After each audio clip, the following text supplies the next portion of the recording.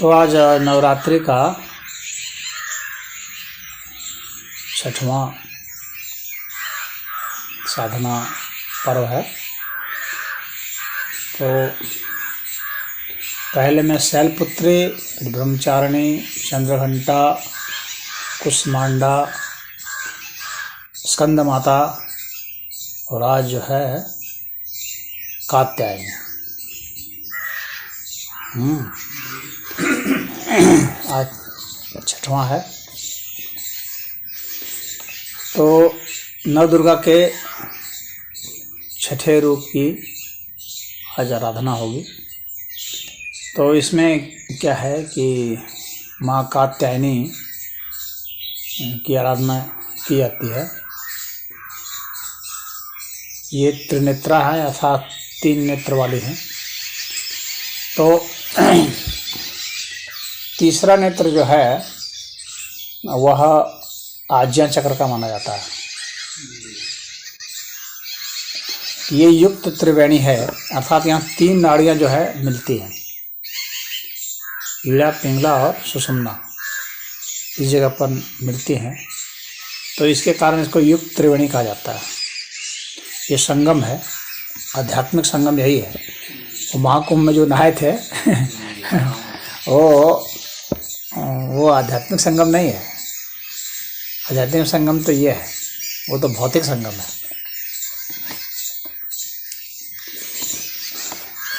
माँ कात्यायनी,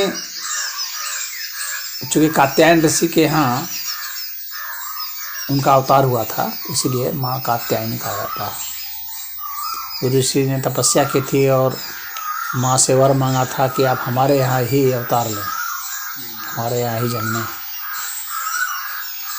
तो उसके आई थी। तो अब ये जो आराधना है आज 6ठी रात्रि को, तो ये आराधना आज्ञा चक्र की आराधना है। आज्ञा चक्र का मतलब हो गया कि जो निर्देश, दिशा निर्देश, दृष्टि और कंट्रोल जो कराता है अपने भावों पर, अपने विचारों पर, ये एथरिक इसका जो तत्व है। जैसे इसका पिछला जो था वो आकाश तत्व था, लेकिन यह जो तत्व है ये जो है ये ईथर तत्व है। और इस ईथर तत्व का जो मुख्य चीज़ है वो विचार है। विचारों पर नियंत्रण इसका सबसे महत्वपूर्ण चीज़ है। विचारों का बनना, विचारों का बिगड़ना, स्वर व्यंजन जितने भी हैं उनका, और सूक्ष्म विचार, विचारों का महात्म, यानी शब्द से, ध्वनि से। इसके पिछले चक्र में जो है क्या शब्द थे, ध्वनियाँ थी। अब उसको विचार का रूप दिया गया है इसमें।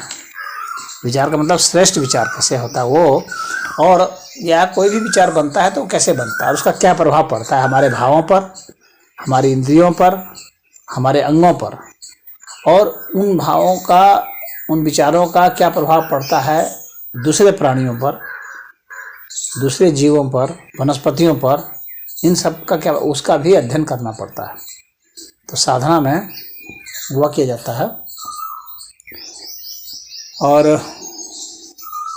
यह जो है इसमें इसका जो इसकी आभा है, उसका रंग जो है वो बहुत गहरा नीला है। इसको इंडिगो कहा जाता है, गहरा नीला। इसके पहले वाला का जो था वो जो है वो नीला था, ब्लू। तो ये ब्लू से ज़्यादा डीप ब्लू जिसको कहता है इंडिगो, वह इसकी आभा का रंग है। यानी अगर तुम दर्पण के सामने बैठ जाओ और दर्पण के सामने बैठ करके अगर फोकस करो माइंड के ऊपर, ठीक सिर के ऊपर, शिखा के सामने, हाँ, यहाँ पर दर्पण सामने, तो अगर इस चक्र को तुम सिद्ध कर दियो, ये चक्र अगर जागृत हो गया है, आज्ञा चक्र, तो तुमको वो हल्का गहरा नीला दिखेगा। अगर गहरा नीला तुमको शीशा में दिखता है, फोकस करते हो तो समझना कि ये आज्ञा चक्र जागृत है। शीशे के सामने बैठ करके जो दिखेगा ना, उसी से समझना चाहिए कि मेरा कौन सा चक्र जागृत है। लाल है कि हरा है कि पीला है कि नीला है कि ऑरेंज का रंग का है, संतरे रंग का है। तो ये सब जो भी रंग है, चाहे वायलेट है कि इंडिगो है, तो ये इसमें देखा जाता है। बैंगनी है कि गहरा नीला। तो जो गहरा नीला होता है तो वह जो है इस चक्र का, आज्ञा चक्र का होता है। इसमें ऊर्जा जो है ना वो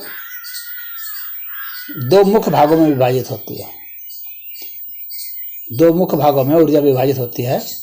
जैसे हम लोग की दो आँखें हैं ना, उसी तरह से दो मुख्य भाग है, और जहाँ पर ये मिलते हैं ना उसी को जो है कहा जाता है त्रिनेत्र।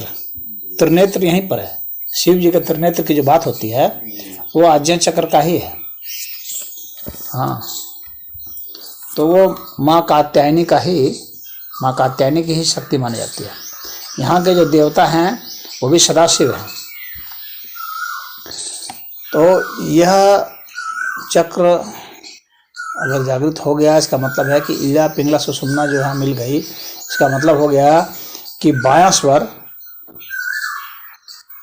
अर्थात जो बाईं नाक से हम सांस लेते हैं, अगर वो स्वर चल रहा है, इसका मतलब है कि ईड़ा नाड़ी चल रही है, जागृत है।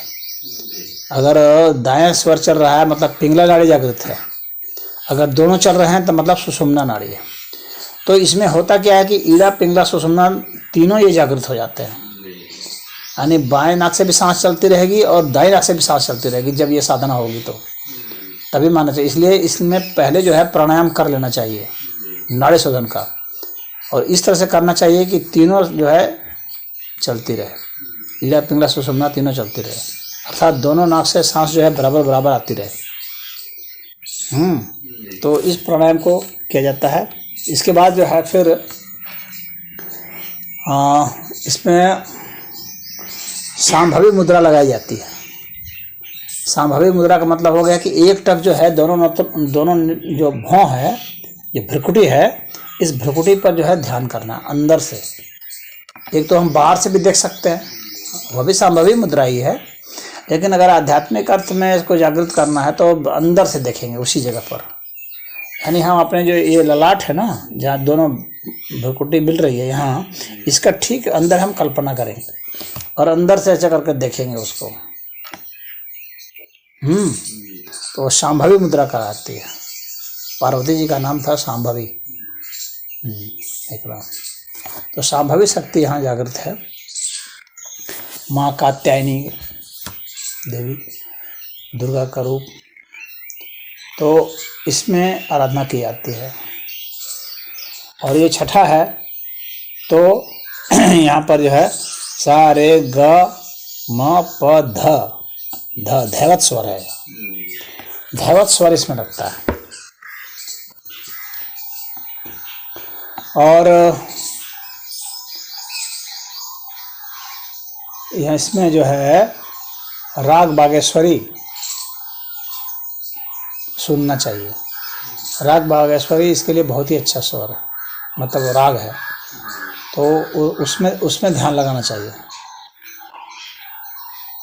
अगर बाहर ध्यान लगाना ध्वनि पर, तो राग बागेश्वरी बहुत अच्छा है। राग बागेश्वरी छेड़ता है हमारे इस आज्ञा चक्र को। इस चक्र का जो है अगर हम सफल हो जाते हैं, सफलतापूर्वक अगर मंत्र का जाप करते हैं या उस जो है राग बागेश्वरी को सुनते हैं, तो वो आज्ञा चक्र जागृत होने लगेगा। और जागृत जब होगा तो इसका मतलब हो गया कि हमको विचारों पर नियंत्रण हो जाएगा, और श्रेष्ठ से श्रेष्ठ विचार जो है, जो भी दुनिया में है, किसी भी शास्त्र में है, वो ग्रहण होगा, और नए अच्छे अच्छे विचार प्रकट होंगे, और विचारों के जरिए हम किसी को भी प्रभावित कर देंगे।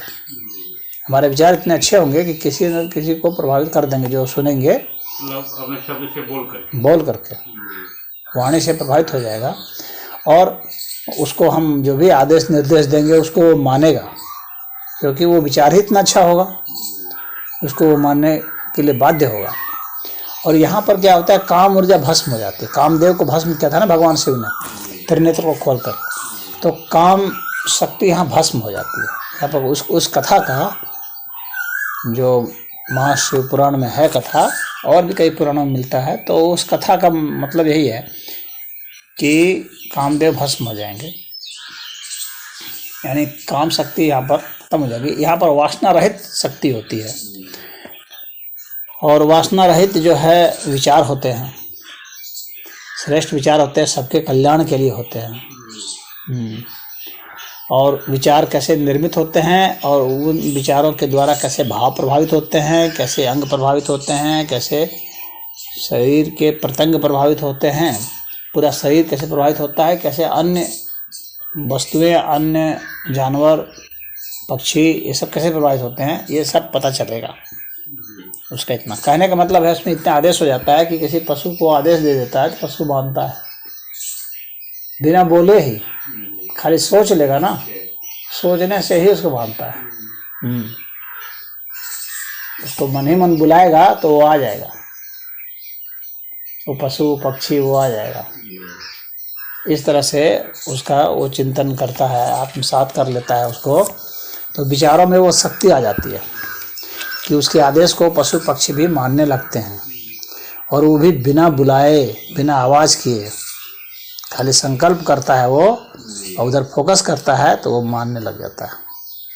आज्ञा चक्र जागृत करने के लिए कौन सी है? तो आज्ञा चक्र को जागृत करने के लिए तो बता तो रहा हूँ, जैसे कि विचारों पर ध्यान दे रहा है, अपने विचारों पर, हाँ, और भावों पर। सामने में कोई है तो उसके भी विचार भाव पर ध्यान दे सकते हैं। राग बागेश्वरी सुनना है, इसमें सारा फोकस विचार पर रहेगा कि विचार कहाँ बन रहा है, कैसे बन रहा है, श्रेष्ठ विचार कौन है, उसको ग्रहण करना है, जो घटिया विचार है उसको छोड़ देना है। मस्तिष्क की इस विचार इसमें ध्यान लगाने का एक फल यह भी है कि जो हमारे संकीर्ण विचार हैं वो खत्म हो जाते हैं, हमारे श्रेष्ठ विचार उभर करके आते हैं, हमारी संकीर्ण मानसिकता खत्म हो जाती है, विस्तृत मानसिकता हमारी होती है। हम बहुत बड़ी सोच रखते हैं, पूरी दुनिया के हित के लिए सोच रखते हैं और उसके लिए कार्य करते हैं।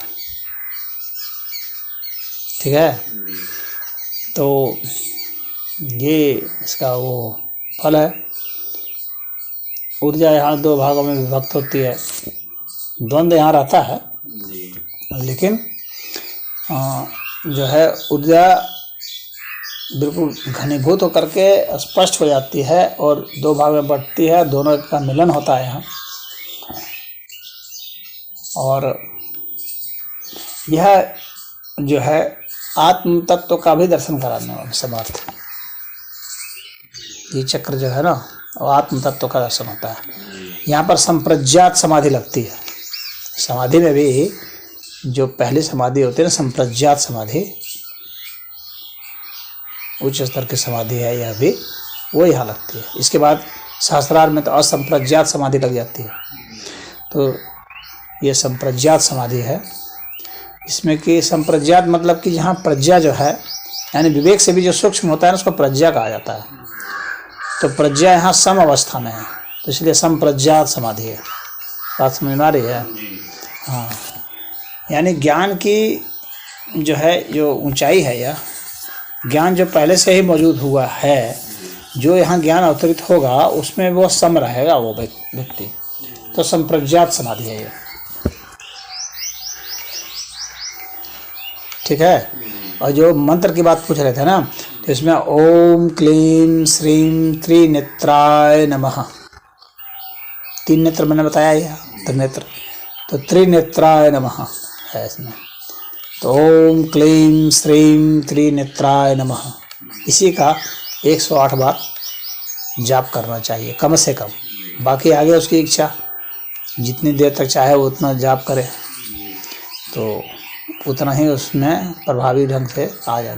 जब तक समाधि नहीं लग जाती है, विचारों में बिल्कुल समता नहीं आ जाती है, तब तक जो है सिद्धि नहीं मानी जाती। जब वो आ जाएगी तब मानी जाएगी सिद्धि।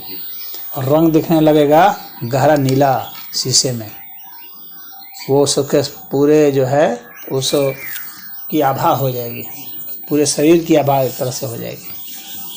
यही होता है इसको। और किसी भी ऐसा इसमें जो है प्राणायाम में जो है भ्रामरी प्राणायाम कर सकते हैं।